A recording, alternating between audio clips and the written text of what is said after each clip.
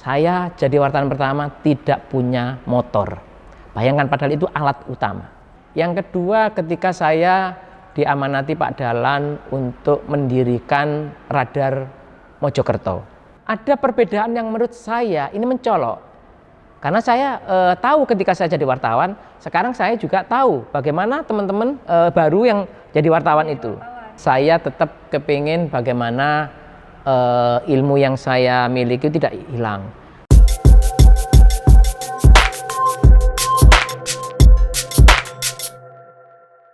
Hai Vizi Friends, apa kabar kalian? Semoga baik dan sehat ya. Ketemu lagi bareng aku Ica. Kita lagi di Vizi Space, Home of Ideas. Nah, kali ini aku nggak bakal ngobrol-ngobrol sendiri nih, karena kita udah kedatangan tamu spesial, yaitu Bapak Abdul Kholik dari Jawa Pos Radar Jember. Nah, hari ini kita bakal ngobrol-ngobrol tentang perjalanan Bapak Abdul Kholik ini dari menempuh pendidikan sampai di role-nya saat ini. Jadi stay tune ya guys.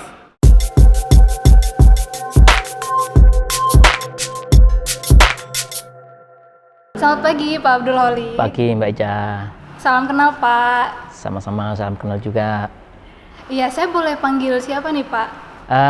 Panggil aja Pak Co. Pak Co. CHO, sesuai dengan kode inisial wartawan saya di Jawa Pos. Oh, Pak Co, baik. Gimana kabarnya Pak? Alhamdulillah baik-baik. Juga pemirsa Vizi Channel ya. Alhamdulillah baik-baik ya Pak. Di masa pandemi ini harus menjaga kesehatan juga nih biar tetap bisa beraktivitas. Pasti itu. Pak Co, asalnya dari mana ya Pak kalau boleh tahu? Saya aslinya kelahiran Surabaya ya.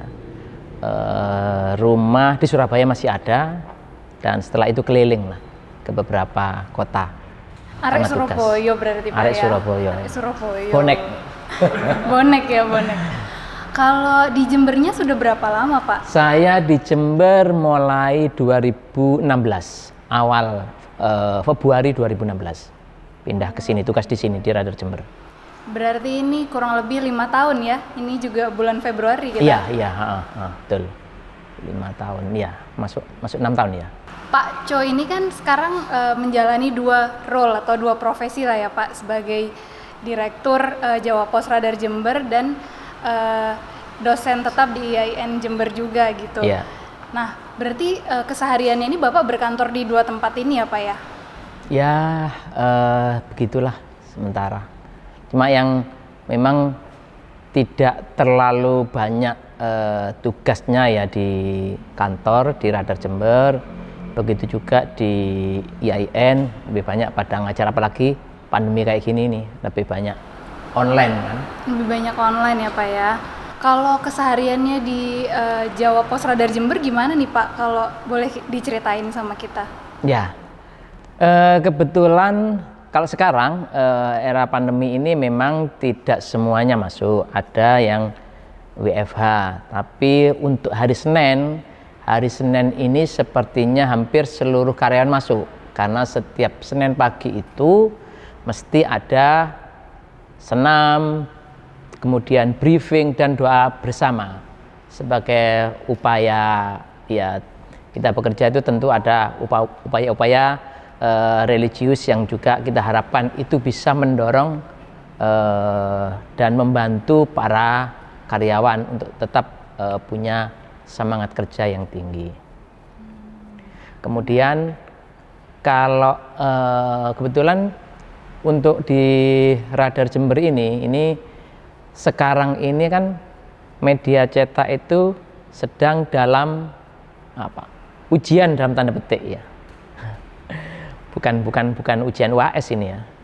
Tapi karena sekarang banyak platform baru ya seperti ini, terutama yang berbasis internet, channel-channel YouTube atau medsos yang lain, itu sudah begitu mudahnya kita dapatkan ya.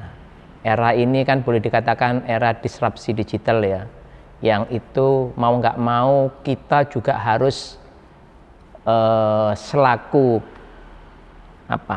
perusahaan industri media cetak menghadapi tantangan ini, karena terus terang secara kecepatan tentu kalah, tapi belum tentu secara konten ya konten karena bisa jadi bisa lebih lengkap, konfirmasinya juga bisa lebih banyak gitu ya Pak ya.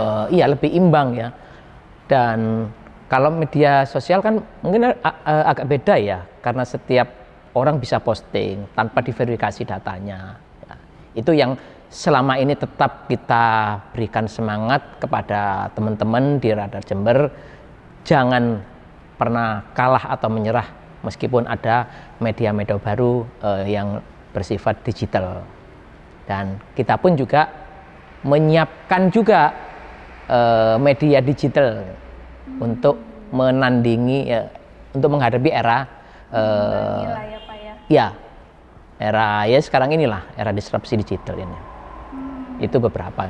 Kalau boleh tahu persiapan untuk ke arah digitalnya dari Jawa Pos Radar Jember ini seperti apa ya Pak? Kalau kita ini kebetulan sekarang sudah menjadi anak perusahaannya Jawa Pos Radar Jember.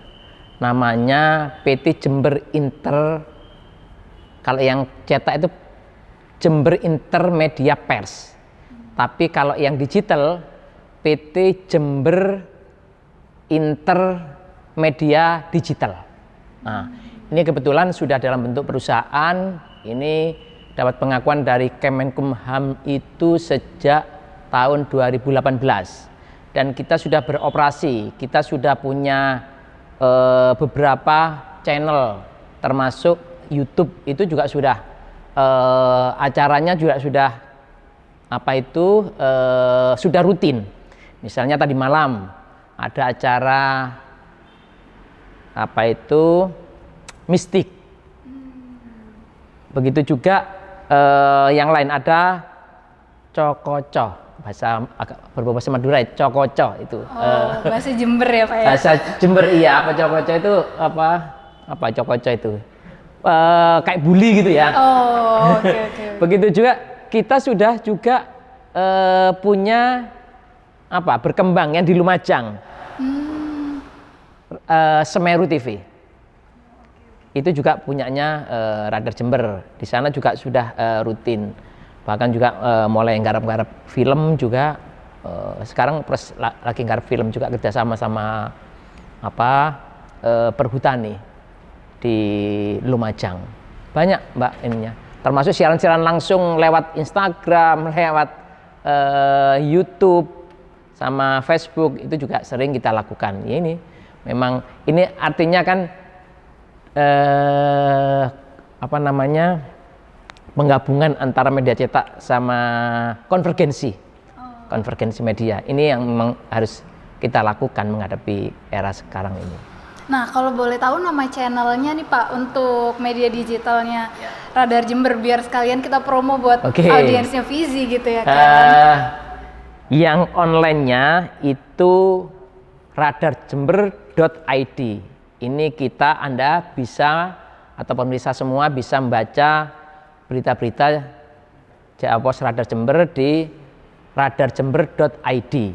Kalau ingin melihat produk-produk digital lewat YouTube itu Radar Jember Channel.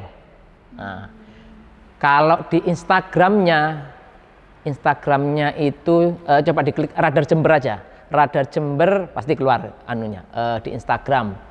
Begitu juga di Facebook, di fanpage ya.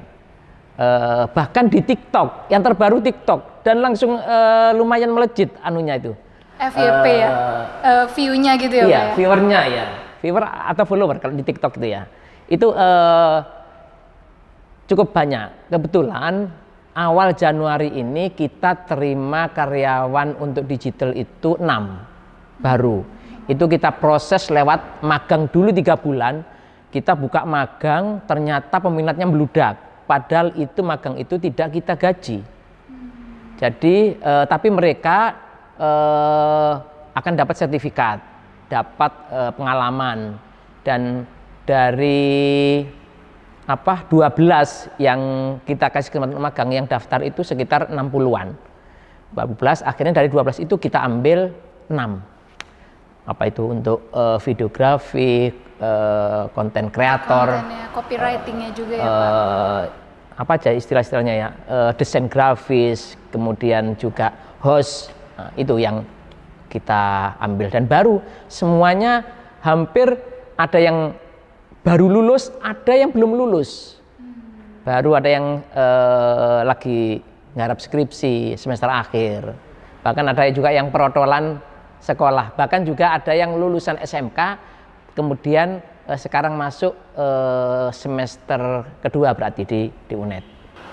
Wah, menarik banget ya. Jadi media cetak ini sekarang juga sudah mulai bertransformasi menjadi media digital untuk mengimbangi perkembangan zaman gitu. Kalau jadi gitu ya tergilas kita. Betul. Jadi buat Vizi Friends, kalau kalian mau lihat-lihat berita di websitenya ada radarjember.id, betul ya Pak? Kalau di YouTube-nya ada Radar Jember Channel. Untuk fanpage dan Instagramnya ada Radar Jember. Jadi kalau misalkan kalian mau cari berita atau cari informasi apapun yang terkait sama Radar Jember atau berita-berita update, kalian bisa kunjungi alamat-alamat atau akun-akun yang tadi sudah kami sebutkan. Dan itu tidak hanya untuk berita atau konten-konten hiburan saja yang kita tampilkan, Pak, tapi juga untuk pemirsa yang mau berpromosi bisa lewat situ. Dan sudah menghasilkan, tahun kemarin aja kita sudah dapat pendapatan 270 juta yang dari Jember Digital ini, Radar Jember Digital ini. Keren nih.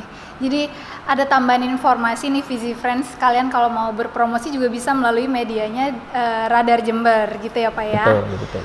Oh, menarik banget ini. Nah sekarang kita pengen ngobrol-ngobrol soal perjalanan Pak Co nih selama di Jawa Pos. Berarti udah kurang lebih berapa tahun ya Pak di Jawa Pos? Saya masuk Jawa Pos itu tahun 1995. 95. Ya. Udah lama ya. Dan sudah keliling antar kota, bahkan antar negara, itu sudah saya lalui di Jawa Pos ini. Mulai dari belum ada handphone ya. Belum ada handphone, guys. 95 itu pakai pager, Mbak. Oh, tahu pager ya? Iya, Pak. Itu pakai pager itu sudah bangganya setengah mati. Kalau bunyi tidit ya. Udah keren banget itu gitu. Iya, ini tapi kalau malam-malam ini yang susah ketika kita tidur, wah ini ada panggilan untuk liputan keluar, mau nggak mau kita harus bangun, misalnya ada kebakaran. Nah ini yang kita harus siap malam itu juga, misalnya kalau itu malam atau pagi itu juga kita harus jalankan tugas, karena sebenarnya tugas wartawan itu jam tugasnya itu 24 jam. 24 jam per 7 hari ya Pak ya. Iya. Gampangannya begitu, betul. Bahkan ketika saya ibadah haji pun ya, ini saya kebetulan cuti dari kantor, tetapi begitu ketika itu ada hotel roboh tahun berapa itu 2005 mau nggak mau saya juga harus liputan. Oh waktu ibadah? Waktu itu di Mekah ya. Di Mekah, hotel robohnya di Mekah. Ada hotel roboh di Mekah. Mau nggak mau ini juga naluri, meskipun tanpa diperintah oleh kantor, mau nggak mau saya juga harus membuat berita saat itu. Meskipun internet itu juga baru susah waktu itu, kebetulan di bukan di KBRI, istilahnya Daker Mekah. Daker Mekah itu kebetulan Kemenak itu juga bawa wartawan, termasuk ada wartawan Jawa Pos juga yang diajak waktu itu, tapi dia kebetulan saat kejadian dia posisinya ada di Jeddah. Saya pas ada di Mekah. Bahkan saya waktu itu juga nggak bawa kamera, ada teman saya, kebetulan dia juga reporter, dia bawa kamera kecil gitu ya. Saya minta foto ke situ karena posisinya pas baru saja terjadi, dan alhamdulillah juga menjadi foto A. Foto A itu foto utama di halaman paling depan. Luar biasa dedikasinya ya Pak ya. Berarti Pak Co ini memulai karir sebagai wartawan. Betul. Kalau karir formalitas sebagai wartawan, sebelum itu, jadi saya lulus kuliah itu kan tahun 92. Kemudian 92 itu saya menjadi copy editor buku-buku dari beberapa penerbit, karena freelance ya, penerbit buku-buku keagamaan itu ada yang dikoreksi ulang ya, ada juga yang terjemahan saya suruh ngoreksi kemudian diterbitkan. Waktu itu juga saya sudah nyambi menjadi wartawan mingguan, tabloid Warta. Kemudian itu sekitar 1 tahun ya. Kemudian tabloid majalah Aula miliknya NO itu.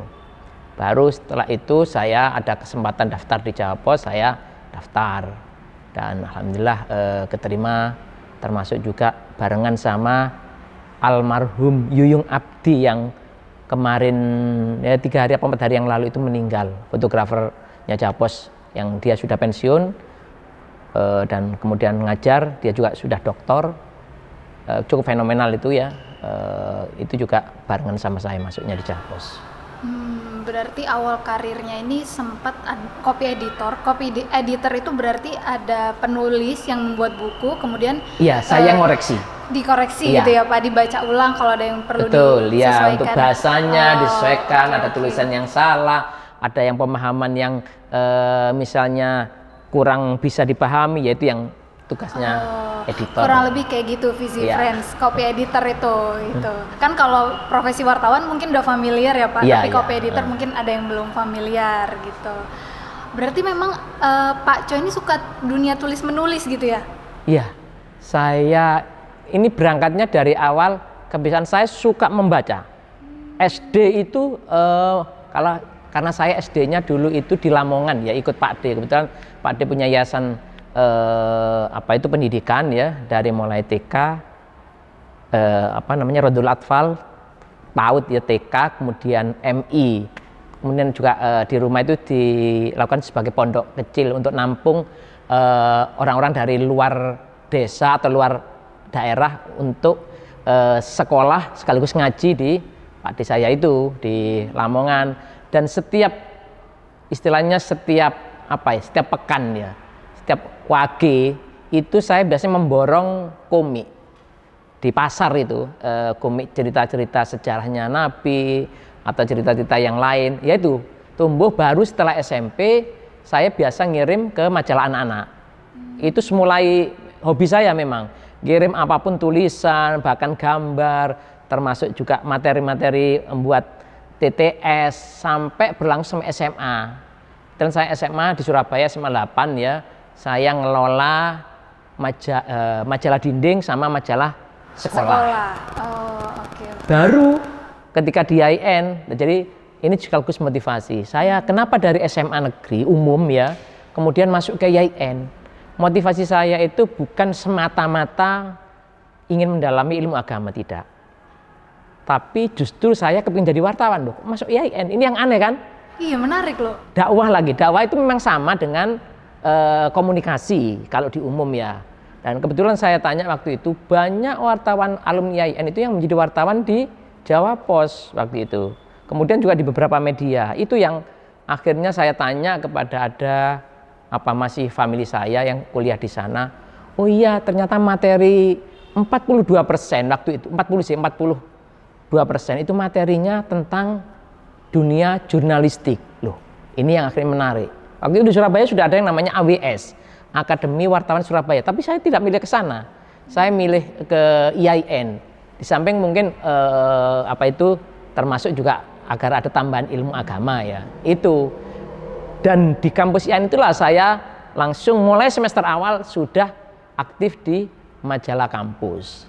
Sampai jadi pemretnya majalah fakultas, bahkan di tingkat institut saya jadi ketua LPM, Lembaga Pers Mahasiswa. Saat itu juga saya bersama teman-teman dari pemret masing-masing fakultas itu mendirikan tabloid, namanya Tabloid Solidaritas, sekaligus saya pemretnya waktu itu.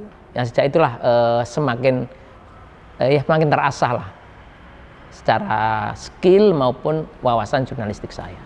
Wah, menarik banget ya Visi Friends. Jadi karena Pak Cho ini suka membaca, terus kemudian mungkin banyak mendapatkan masukan dari apa yang dibaca, akhirnya lebih mengerucut nih, tahu kalau suka di dunia tulis menulis gitu. Akhirnya sejak sekolah sampai ke kampus sudah mulai membangun quote and quote karir ya Pak.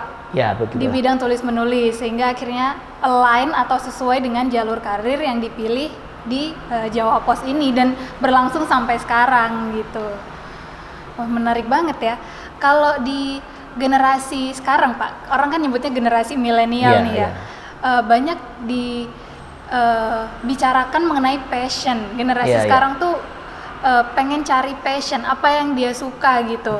sehingga apa yang dia lakukan, nanti karir apa yang dia pilih akan sesuai dengan passionnya. Nah, tapi saya melihat di Pak Choi ini berarti apakah Bapak udah merasa menemukan passion itu seawal itu sehingga di SMA pun udah mulai menulis, membangun karir menulis gitu ya. Menurut Pak Choi gimana nih Pak soal passion? Soalnya ini sering banget kayaknya diobrolin sama generasi zaman sekarang. Saya memang merasa sudah menemukan passion saya. Bahkan itu menjadi sebuah tekad sekaligus cita-cita. Iya. Ketika SMP itu ya. Ketika SMP, makanya saya itu membekali juga dengan pengetahuan umum. Artinya SMP itu saya sudah selalu, meskipun tidak langganan di rumah, saya berusaha beli koran. Kalau punya uang, jadi uang saku itu lebih banyak untuk beli koran, beli majalah seperti itu. Saya memang suka membaca dan di situ juga belajar. Saya waktu itu karena memang saya pikir apakah ini bakat atau enggak, saya kurang tahu. Yang jelas saya waktu SD itu juga pernah juara lomba mengarang.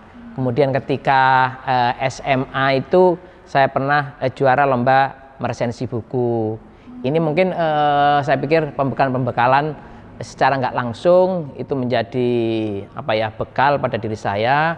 Kemudian mengerucut pada satu tekad, oh iya memang saya berkeinginan menjadi wartawan.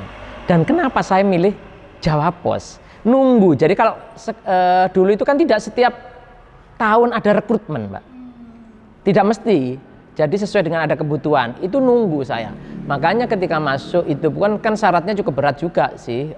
Misalnya bahasa Inggris harus aktif waktu itu. Nah, karena saya juga tidak punya skill berbahasa Inggris yang aktif ya, maka saya harus belajar di Pari, di kampung Inggris. Itu untuk mempersiapkan. Bahkan kalau di sana itu sebenarnya kan 6 bulan ya. Jadi dan memang inden untuk masuk ke sana ya. Itu ya. Tahun berapa Pak ya? Itu kalau nggak salah, jadi sambil nunggu wisuda itu 2002 kalau nggak salah ya.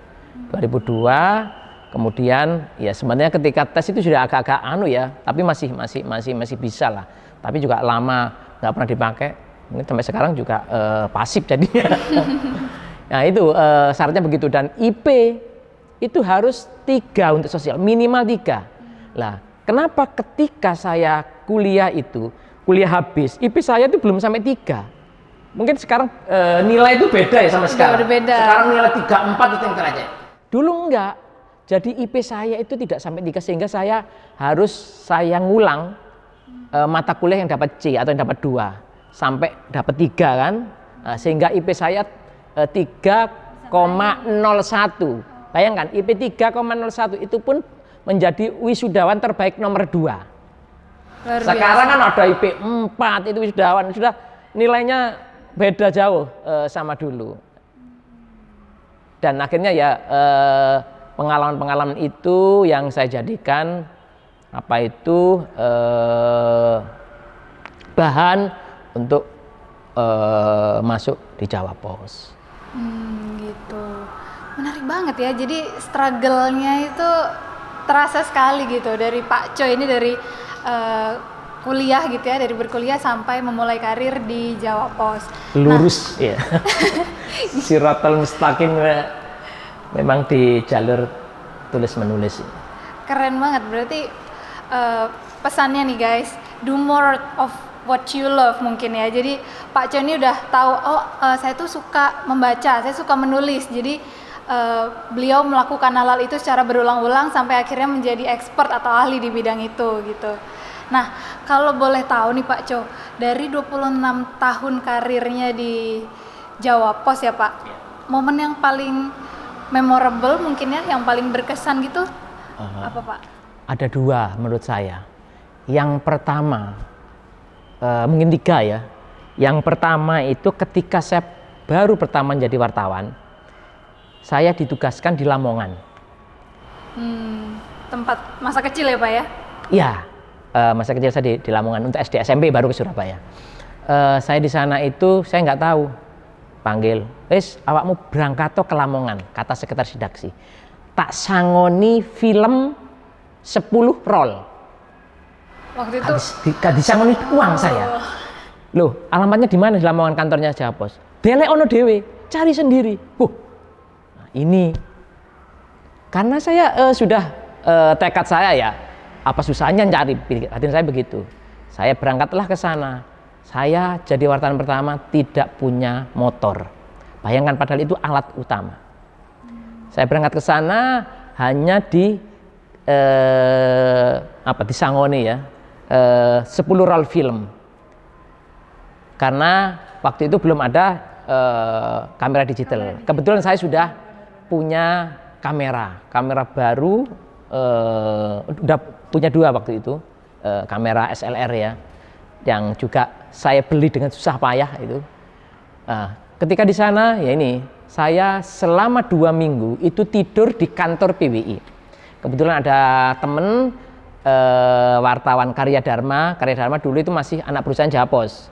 Kalau saya di daerah itu ya mohon maaf, karena Jawa Pos itu kan punya anak perusahaan, anak Birawa, ada Karya Dharma, ada Memorandum, sehingga pasti teman-teman ini karena menggunakan peralatan Jawa Pos, misalnya untuk komputernya, fasilitas kantornya, ngetiknya di situ, modemnya, teleponnya, menggunakan di situ, sehingga saya pasti akan dibaik-baiki lah sama teman-teman itu, meskipun saya orang baru. Nah, kemudian itu yang pertama. Yang kedua, ketika saya diamanati Pak Dahlan untuk mendirikan Radar Mojokerto. Saya masih ingat ketika itu saya ini dirikan itu tanpa survei, hanya insting Pak Dahlan, wis kamu berangkat ke Mojokerto, cari kantor, cari karyawan, kemudian wis dirikan, nanti legalitasnya baru kita urus belakangan begitu. Saya waktu itu masih ingat di modali uang 10 juta, kemudian komputer itu 8, kemudian alat scanner 2 sama 2 fax sekaligus telepon itu. Nah, 10 juta itu untuk cari sewa kantor, beli peralatan seadanya itu meja sama meja kursi ya, kemudian sama ngerekrut wartawan, yang gaji wartawannya dari situ. Saya masih ingat apa? Tahun berapa itu Pak? Tahun 2001. 1 Maret 2001 ke sana. Ya akhirnya cari, dan kebetulan saya waktu itu tinggal di Sidoarjo. Seminggu sekali baru pulang ke Sidoarjo, meskipun dekat ya. Jadi malamnya tidur sama karyawan baru. Karyawan baru waktu itu marketingnya 5. Marketing 5, layout rekrutmen 1, satunya bantuan dari Jember. Radar Jember sudah ada, Radar Jember tahun 99 di BKO-kan ke Radar Mojokerto. Kemudian ya saya waktu itu merangkap redaktur pelaksana. Pemretnya masih dirangkap oleh Mbak Diah. Mbak Diah itu redakturnya Jawa Pos, tapi tidak berada di Mojokerto, hanya by phone atau lewat modem. Waktu itu kan nyambung ya, bisa dilihat anunya. Jadi itu yang kedua. Momen yang terakhir menurut saya yang paling berkesan ketika saya mendapat kesempatan untuk ikut Kongres Persurat Kabaran Dunia, namanya One IFRA. Ini hampir setiap tahun ada ya, di Milan di Italia. Meskipun waktu itu juga itu rombongan ya, ada beberapa teman dari Radar, juga ada dari Jawa Pos yang ikut di sana 2 hari ikut kongres. Baru setelah itu saya keliling ke beberapa markas tim sepak bola yang ada di Italia sama di Spanyol. Itu menurut saya yang paling berkesan, meskipun sebelumnya juga 2016 saya juga sudah dikelilingkan ke berapa itu, 8 atau 9 negara di Eropa itu ya, di Eropa by darat keliling ya, dengan kendaraan bus, itu rombongan juga, itu juga sudah cukup berkesan. menurut saya. Wah, keren-keren banget momennya ya Pak ya. Apalagi kalau Visi Friends ini pasti yang paling menarik yang poin ketiga nih, yang keliling ke beberapa negara gitu ya kan, karena sekarang kan anak-anak muda tuh suka traveling gitu ya Pak. Apalagi Jadi, gratis ya kita ngebiayain. Dan gratis, itu guys. sering dan dapat kesempatan seperti itu. Saya beberapa kali misalnya ke Korea. Korea itu diajak Samsung mengelilingi pabriknya di sana. Pabriknya ya. Iya. Korea, kalau ASEAN hampir semua negara ASEAN ya.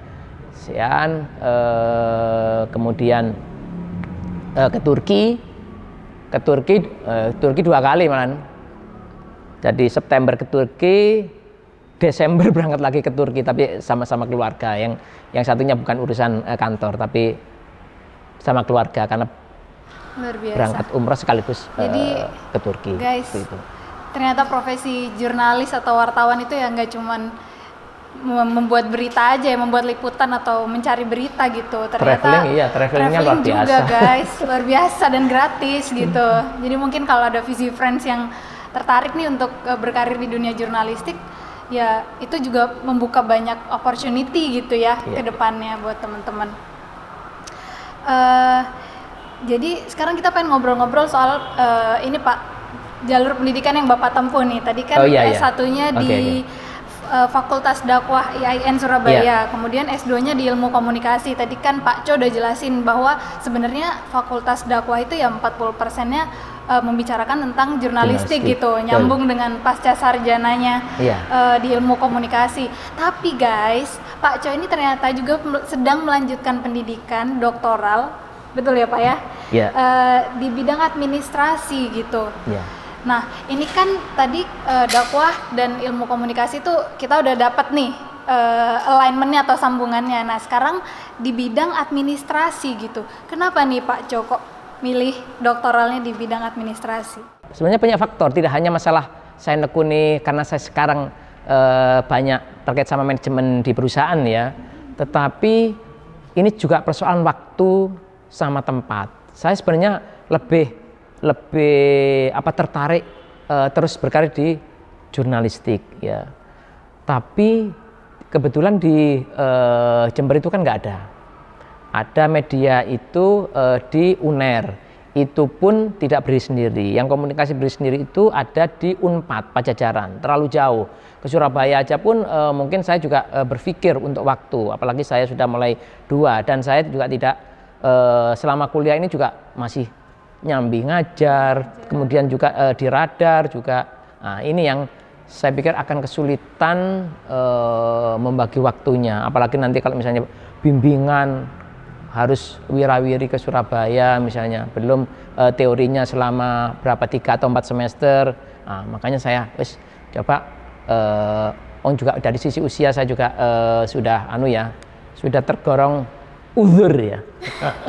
Tapi semangatnya masih sudah 53 masuk 54 ya. Dan ya alhamdulillah pokoknya kita jalani dan saya juga punya semangat, semoga juga bisa selesai meskipun juga agak-agak tantangannya agak berat menurut saya ya. Sekarang masuk semester 4 mulai nggarap proposal, ini aja sudah rasanya gimana gitu. Dikejar-kejar terus sama promotor maupun co-promotor ini. Tapi Pak Cok masih semangat untuk ngelanjutin pendidikan ke S3 gitu Pak? Iya Mbak, karena begini, ini kan saya tidak tahu kapan berhenti ya, karena saya sebenarnya kan sudah pensiun. Dari sisi usia pensiun Jawa Pos itu 50, tapi karena saya direksi itu apa kata RUPS, Rapat Umum Pemegang Saham, yang setiap tahun. Kalau RUPS masih memberi kepercayaan kepada saya untuk tetap misalnya menangani Radar Jember, ya alhamdulillah ya. Kalau memang tidak, ya mau nggak mau juga harus kita terima apa keputusannya. Tapi saya tetap kepingin bagaimana ilmu yang saya miliki tidak hilang.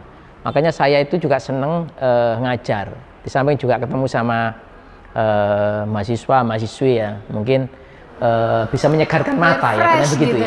ya bisa mata bisa menjadi fresh karena saya sebelumnya juga ketika saya pegang radar Mojokerto itu saya juga ngajar di IAIN atau UIN Sunan Ampel Surabaya. Mojokerto Surabaya itu lebih dekat perjalanan ya. 45 menit lah ya. Tol juga ya Pak ya. Iya. Oh sekarang ya ada tol dulu.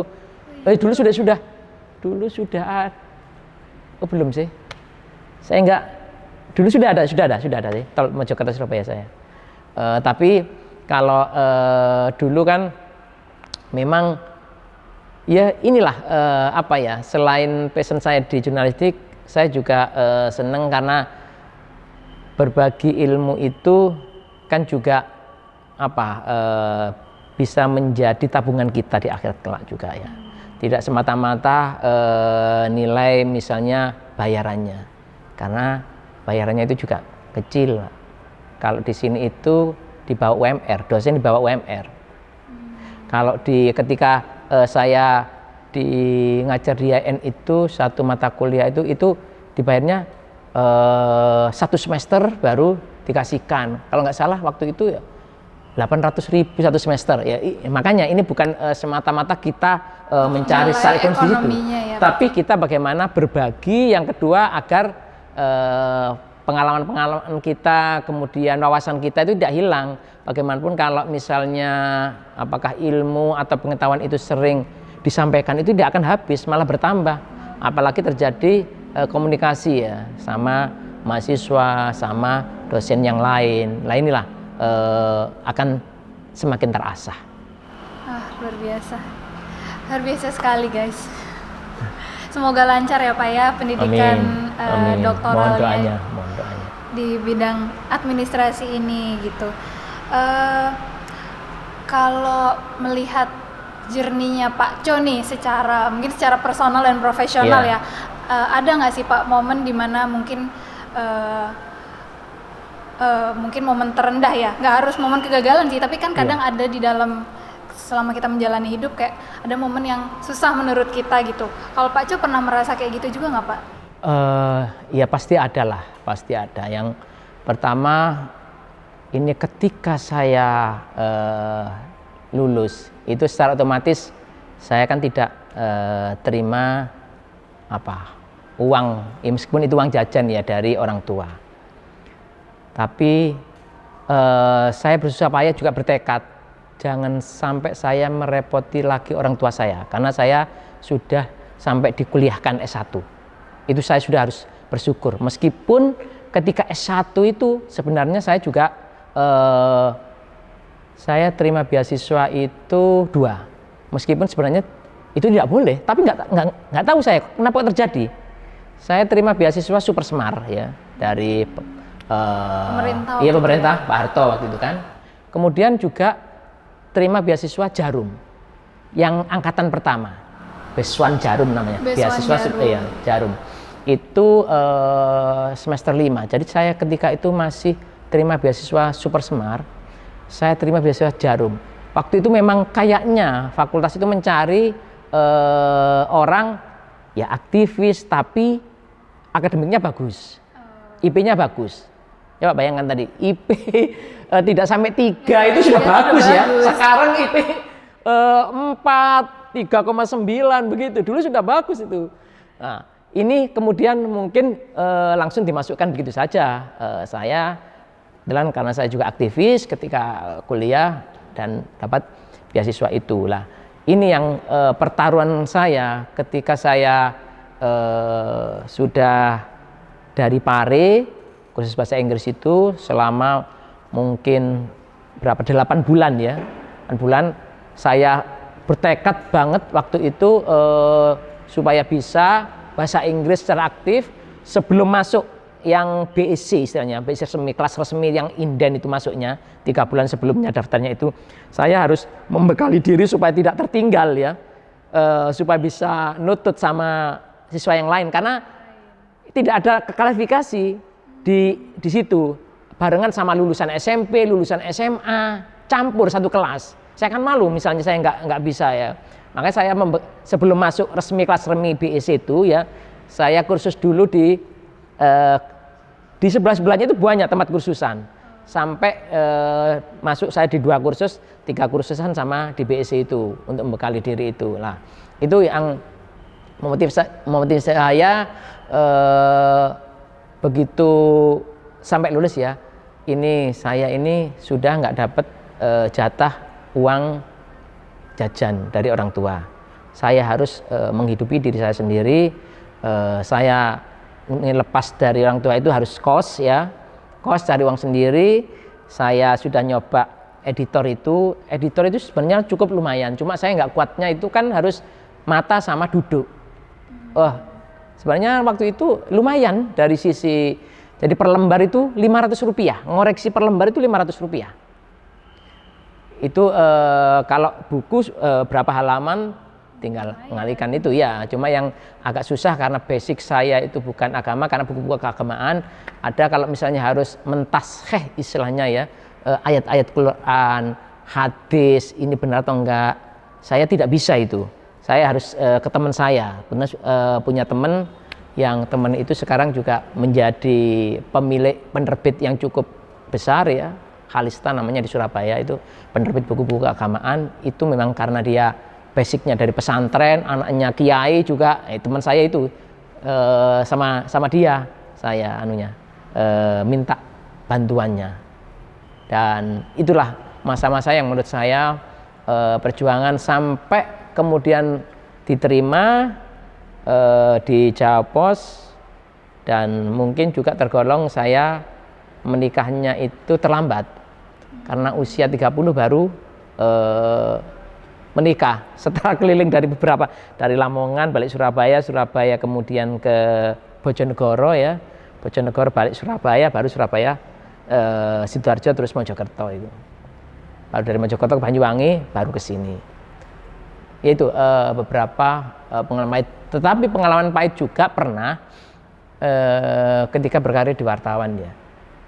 Sebenarnya saya berkarir di wartawan itu yang paling lama itu di pos politik. Dari pos politik itu saya mangkalnya istilahnya, ngeposnya itu di DPRD Jawa Timur. Gedung DPRD Jawa Timur. Ya, itu saya pos di politik itu hampir 4 tahun.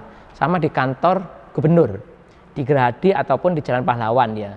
Jadi ya setiap hari nunggu gubernur mau pulang atau konfirmasi atau diajak gubernur perjalanan ke daerah-daerah ya begitu. Kadang berangkat sebelum subuh kalau kunjungan ke daerah ya ikut, waktu itu gubernurnya masih Pak Imam Utomo. Pak Imam Utomo, jadi setelah Pak Basofi, Pak Imam Utomo itu awal 2000-an kayaknya Pak ya itu. Belum, itu masih 90-an, 90 ya ketika Krismon lah. 97, 98 ya itu. Dan pengalaman yang juga menurut saya ini wartawan tapi tidak punya motor. Kebetulan ketika di Lamongan itu ya karena ini yang saya ceritakan tadi ya, karena saya Jawa Pos, yang lain anak perusahaan, maka mereka pasti butuhnya mendekat ke saya. Makanya saya nunut sama ini. Baru ketika saya ditarik ke Surabaya nggak punya motor, saya sampai nyewa motor. Kebetulan juga adik kelas saya yang masih kuliah di IAIN, saya kosnya juga di dekat IAIN. IAIN kan juga dekat sama Gerapena ya. Iya seberangnya. Lah itu saya nyewa, tak goe. Baru setelah itu saya bisa beli Honda Ulung gitu. Honda Ulung itu Honda C70 itu ya. Ya itu generasi sekarang nggak tahu Pak. Iya, Honda tahun 70-an ya Pak. Honda tahun 70-an guys. Honda Ulung. Dan itu kemudian saya ditugaskan ke Bojonegoro. Ke sana ya naik Honda Ulung itu. Dulu nggak banter. Tapi alhamdulillah setelah itu secara secara ekonomi maupun secara semangat itu semakin pede dan semakin terasa lah. Sehingga dikit demi sedikit semakin menambah semangat saya, termasuk juga eksistensi saya. Begitu. Berarti kurang lebih pesannya harus bersabar, berproses gitu ya Pak ya? Iya, sekarang memang begitu. Ini mungkin tadi sama pertanyaan yang tadi yang menyangkut generasi milenial ini. ini yang membedakan. Bukan saya bukan saya apa itu Membeda-bedakan tidak. Ada perbedaan yang menurut saya ini mencolok. Karena saya tahu ketika saya jadi wartawan, sekarang saya juga tahu bagaimana teman-teman baru yang jadi wartawan. Jadi wartawan, iya. Gimana? Jadi wartawan ini kan cenderungnya kan instan, teman-teman, dan tidak tahan, kasarnya tidak tahan banting dalam tanda petik ya. Artinya begini, begitu nggak cocok atau mungkin salah dibenarkan, apalagi sampai dimarahin gitu, sudah nggak tahan mental. Kalau dulu misalnya ketika saya bagaimana masuknya pun sekarang itu gampang menjadi wartawan, apalagi sekarang media juga banyak ya. Kalau dulu enggak, sedikit, saingannya banyak untuk masuk. Betul, bahkan tulisan itu saingannya juga dengan teman wartawan itu cukup banyak. Misalnya saya pernah nulis sehari nulis 4 itu tidak dimuat sama sekali. Karena pertama beritanya mungkin kalah bagus sama teman rekan yang lain. Yang kedua mungkin space-nya terbatas. Karena kebetulan kena iklan misalnya space-nya, sehingga berita yang dimuat dari wartawan pun semakin sedikit. Nah, ini yang sering saya kan juga punya wartawan. Beberapa mungkin yang tidak kuat atau tidak tahan di lapangan baik secara fisik maupun mental, mereka mundur. Beda sekali dari sisi semangat. Makanya ketika saya menerima wartawan baru, itu bukan skill yang saya utamakan, tetapi mentalitas. Endurance ya Pak ya? Betul. Dari ini, soalnya kalau skill itu akan terasah dengan sendirinya, karena tiap hari kan dia dapat tugas ngetik, meskipun pertama juga masih gradul-gradul, misalnya sejam 2 jam baru dapat 1 berita misalnya, tapi karena kebiasaan itu yang terasah, kebiasaan sampai dikasih motivasi ya, yang salah-salah dibenarkan sama redaktur, kita ngoreksi, dikasih tahu begini loh berita yang bagus begitu, ini loh cara membuat judul yang bagus, cara membuat lead. Nah ini terasa, dan kita juga bisa melihat kebiasaan-kebiasaan teman-teman wartawan baru ini, baik dari sisi mungkin perilaku, wawasan maupun semangatnya. Ini yang saya rekom begitu, daripada misalnya dia sudah bisa menulis tetapi dia nggak tahan mental ya, dimarahin sedikit, apalagi kalau misalnya wawancara sama orang, sama pejabat diacuin atau diomongin agak sengak ya istilahnya, agak nggak enak gitu agak ya, enak sedikit, mereka sudah mutung lah. Ini kalau itu kan mental itu, makanya juga diutamakan. Nah, jawaban selalu begitu. Biasanya menurut wartawan itu diutamakan mantan aktivis ketika mahasiswa maksudnya. Nah, ini karena mentalitasnya yang diutamakan. Kalau aktivis itu rata-rata kan sudah biasa berhubungan sama orang, ya termasuk juga apakah itu demonstran misalnya, atau minta sumbangan-sumbangan agar acara ini sukses, kan mengedarkan proposal. Mereka juga terbiasa berkomunikasi, kemudian juga problem solving, bagaimana menyelesaikan masalah. Ini kan sudah terlatih. Nah, ini sehingga molesnya itu ketika mereka sudah kerja lebih enak. Mudah. Betul. Berarti lebih ke soft skill gitu atau life skill gitu mungkin ya Pak ya? Ya. Yang harus dimiliki gitu. Jadi ini masukan juga nih buat kita guys. Karena masih merasa muda juga ya kan. Jadi kita harus sabar berproses. Jadi tidak semua yang instan itu baik. Jadi kita udah dengerin cerita dari Pak Co nih hari ini, banyak sekali ups and downs-nya. Jadi nggak semuanya mulus, nggak tiba-tiba yang diajak ke luar negeri keliling Eropa gitu kan ya guys. Jadi memang ada struggle-nya sendiri-sendiri gitu sih. Nah mungkin ini 2 pertanyaan yang terakhir nih Pak Co. Menurut Pak Co, setelah mungkin sekarang di usia Pak Co yang ke 53 mungkin ya, sudah sangat mature gitu. Kalau direfleksikan kembali, apa sih Pak kebiasaan yang mungkin dimiliki oleh Pak Co yang membentuk kepribadian Pak Co sehingga bisa berada di posisi yang sekarang gitu? Mungkin bisa di-share ke kita-kita nih yang masih muda? Oke, ada menurut saya beberapa yang bisa saya jadikan bahan untuk evaluasi dari perjalanan saya. Yang pertama, kebetulan saya berangkatnya itu memang bukan dari keluarga berada, tapi itu yang membuat mungkin tekad saya mungkin lebih kuat ya untuk menyelesaikan persoalan-persoalan hidup. Artinya dari kecil itu sudah tertanam. Ya, ini tadi juga memang tidak saya cerita. Misalnya ketika kecil saya memang dititipkan sama sama orang tua saya itu di Lamongan di Pak D. Ini membekali dasar ilmu agama ya. Kemudian baru SMP kembali ke Surabaya. Lah, ketika SMP itu pun saya pikir orang tua saya itu kan punya namanya warung ya, yang itu saya juga kalau pagi itu mesti, SMP itu masuknya saya siang, pagi itu membantu di warung. Begitu juga ketika SMA masuk pagi, saya gantian misalnya habis subuh itu sudah harus berangkat, setelah sholat subuh berangkat untuk membuka warung ya di sekitar Ampel sana itu. Nah, ini menurut saya juga menjadikan terasah. Jadi habis subuh sholat itu sudah langsung pakaian sekolah, berangkat ke warung, bantu orang tua buka warung. Setelah mendekati jam masuk, saya berangkat ke sekolah. Itu yang pertama. Yang kedua soal kesederhanaan sama mungkin ridhonya orang tua ya, yang saya pegang. Karena saya tahu bagaimana ayah saya ketika ya sama dengan berdagang itu ya, sampai misalnya kembali 25 pun diingat-ingat, orangnya mesti bilang, oh nggak ada kembaliannya, itu aja diingat-ingat orang itu. Jangan sampai ini menjadikan mungkin bahan pertanyaan nanti di akhirat ya. Itu yang selalu ditekankan sama orang tua saya, apapun ketika kita berhadapan sama orang itu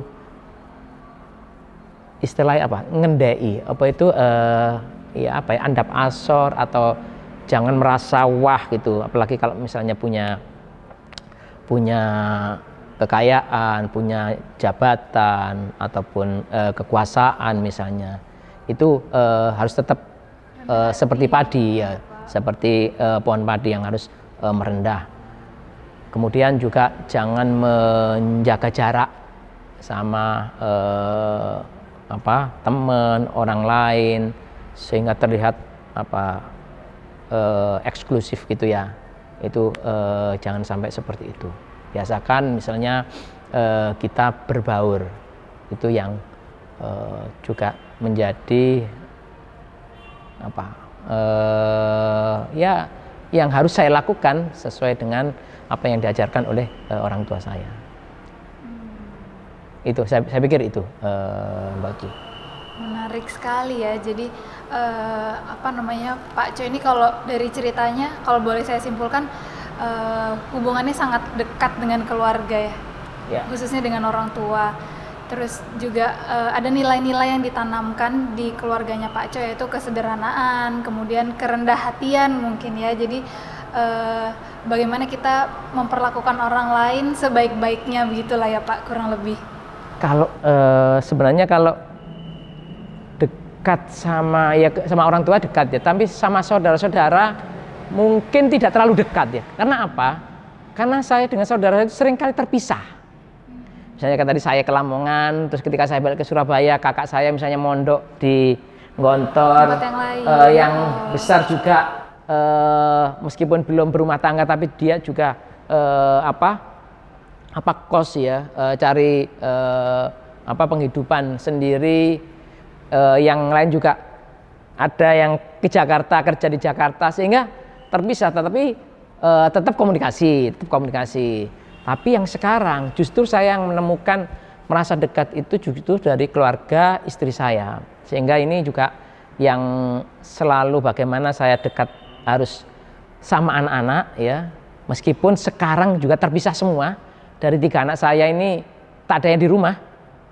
Yang satunya kebetulan sudah selesai kuliah di Ciputra Surabaya, sekarang sudah memulai bekerja di Surabaya baru 3 bulan.